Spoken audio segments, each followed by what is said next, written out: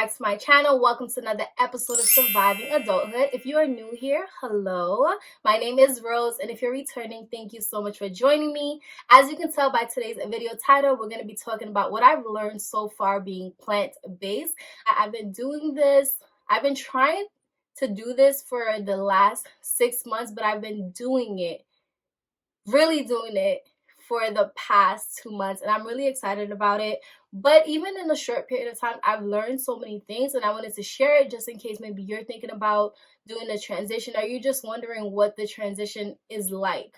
Okay, so that's what we're going to be talking about today. I hope you enjoy this video. If you do, please make sure to give me a big thumbs up, and don't forget to comment, share, like, and subscribe. And now on to this video. The first thing that I've learned is that your body is not this thing that's like, it just is what it is. This is how you are, this is how you're born, this is how it's always been. When I first started having my menstrual, I had 7 days no pain, heavy bleeding, and then I became anemic. And now my menstrual turned into 4 days and became extremely painful. So from about the time I was like 15 till 25, I've always just had really painful periods. Like the first 2 days really painful. In high school, I even used to throw up. I was vegan for a month. Within the first month of me going completely vegan, no honey, no nothing, no dairy, nothing, my menstrual completely changed. Okay, I had no pains, and in the first time, my period was so light, I almost thought that maybe there was something else going on, like, oh, I wasn't having my menstrual, it's just that I was bleeding because something was wrong. But no, I have a calendar that tells me when my menstrual is supposed to come, and my menstrual is pretty regular. So I knew at that time it was my period that I was having, but it was just so different from any other period that I've ever had. Like, I'm still floored to this day, the fact that like now I have periods and I have no cramps. Or the disclaimer that I will say is that these changes are not going to be the same for everybody. So you will find people who've been vegan for years who still have painful periods. But me specifically, it's like going vegan has, like, my body really enjoys this type of diet. When I fart, no smells. When I use the bathroom, I don't have to worry about like who's gonna come in after me because I know it's not gonna stink. Like even my sweat, everything. Like the first week, I just kept smelling myself because it just was like I smell like water. And this is not to say like before I used to stink so bad, but I just definitely noticed a difference. And it's just a reminder to me, or it just taught me that my body is ever changing. It's very reactive. It's responsive to what I put into it. It's responsive to how I treat it. So I don't ever have to feel like, oh well, this is just how I am. It's never gonna change. I just have to be stuck this way. No, it's literally like if this is my goal, these are the changes I need to make in order to reach that goal. So second thing, I kind of touched on it before, is that I'm reminded, maybe I didn't learn this, but I'm reminded how different every single body is. Just like with the whole like natural hair movement and people saying, oh, this works for my hair. But then you'll find a group of people that's like, no, like my hair hates this. Going plant-based really taught me that everybody's body is different. Everybody's taste buds are different. You might watch a video and somebody's like, this is the greatest thing ever, this tastes so good, or this is so good for you, and then you try it, you got diarrhea, the thing is disgusting, like you feel bamboozled. And that's just because like it's a whole learning process. Like it's a whole life change, and I'm going to talk about that. At some point in this video. It's a whole process. Like you can't just decide that you want to make this change and then just watch a whole bunch of video on people and they're saying this is what I like, this is what I like, and you go and buy everything. It's literally you learning about your own taste buds and what you like, and trying it out. Like just like again with the natural hair process, in the first few months you will end up wasting some money because you're trying things out, you're doing a change, you're trying to figure yourself out as far as what you like taste bud wise, but also figuring your body out and figuring what your body likes and what it responds to and how it responds it. and how it responds to those things.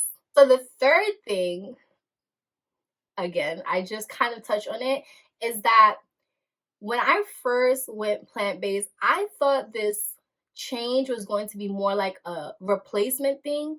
And by that, I mean, I would eat exactly the same way I ate when I was eating meat. It's just that now I wasn't eating meat anymore. I would just switch out regular meat to vegan meat.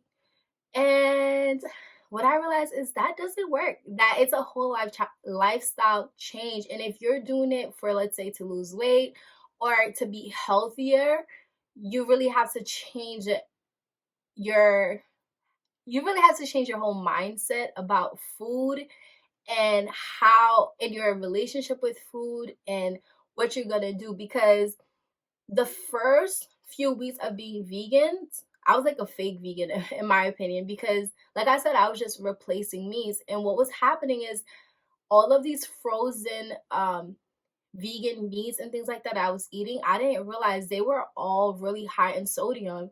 So within the first 2 weeks, I was getting really bad headaches. But I was reading online like, oh, like it's normal, this can happen. And at first I was just like, okay, that's just a part of the process of it. But then I'm like, if I'm doing something that's supposed to be good for me, why is my body reacting like this? Like, I get that it's a change and it's a process, but these headaches are out of control. I realized is that I was eating a lot of sodium. I wasn't drinking enough water. I was eating a lot of carbs. So from that point, I started to understand that it's not just about replacing everything you eat, but it's also about like learning about different food, different fruits and vegetables, and how those things can benefit you, how those things can really help you get all the the daily nutritional value that you're supposed to be getting.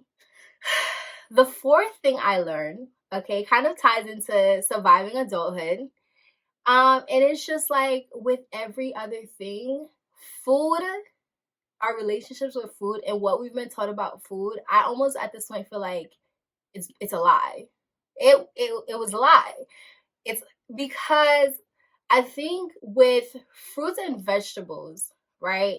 The thing is there's no type of flavor at all. So what can happen when you go to a plant-based diet is if you're expecting for your taste buds to be energized in the same way that it was with meats and all these other things, what will happen is that you're still going to be unhealthy. You're going to be vegan, but you're still going to be unhealthy. You're still going to be adding a whole bunch of salt to your food. You're still going to be adding all these different things. And I noticed, like I said before, I was getting a lot of headaches. My blood pressure started to rise. Okay.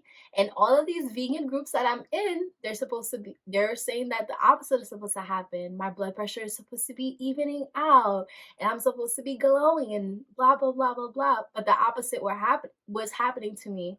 And what I realized is in order for these vegetables to now taste good to me, because I was never big on vegetables before, I was adding a whole bunch of salt, all these different things to make it taste good. When in actuality, I was just making it salty. So what I've started doing is buying all my seasoning salt free and then being really mindful and conscious of how much salt I'm adding, because every little thing that you're adding to your food, if though every little thing has salt in it and then you're adding salt on top of that, it's way too much salt, and that's not healthy for you.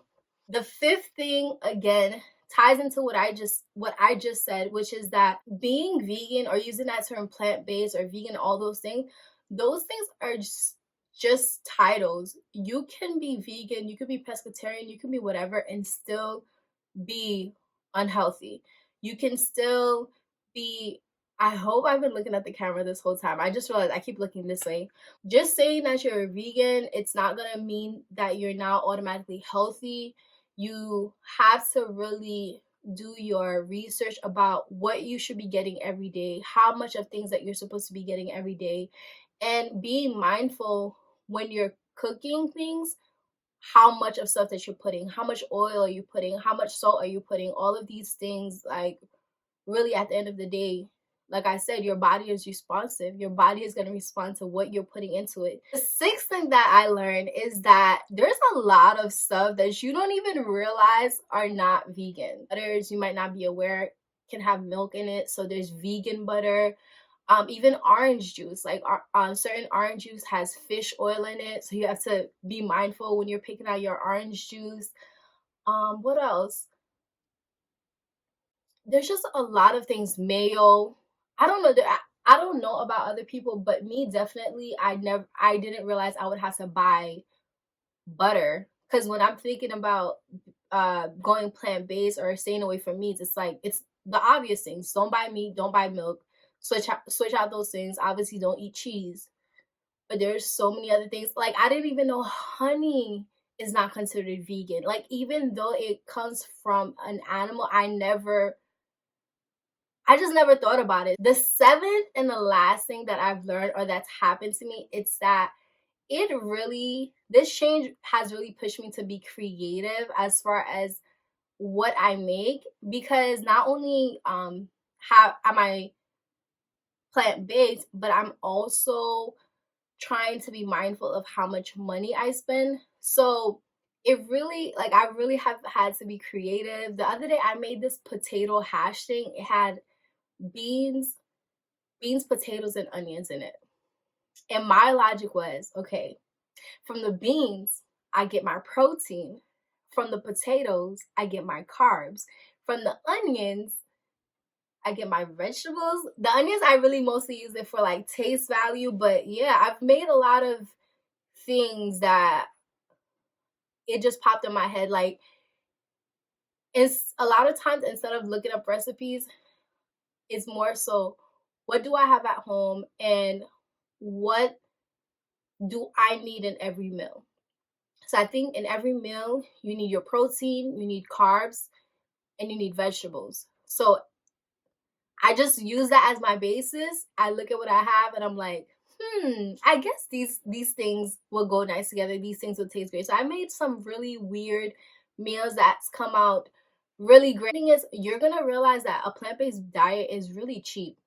I thought this would be so expensive, but it's really cheap depending on what you're buying. Like if you're buying the vegan meats and stuff like that, that's expensive. But let's say you're buying tofu, you can buy a thing of tofu that has like 4 servings, meaning like you can make 4 separate meals with that tofu thing for like $2 to $3. Beans, you can buy like cans of beans or even dried beans for like $2, $1. It's really not expensive to be vegan, but it does require you to become very creative. I do plan on becoming fully vegan instead of plant-based. The only thing that's keeping me is the vinaigrette from Chipotle. I just need to learn how to make my own so that I can just have it at home.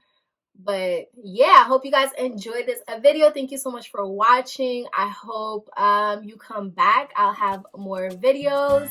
I don't know on what, so make sure that you subscribe so that you can see all of my uploads. Thank you so much for joining me, and I'll see you next time. Bye!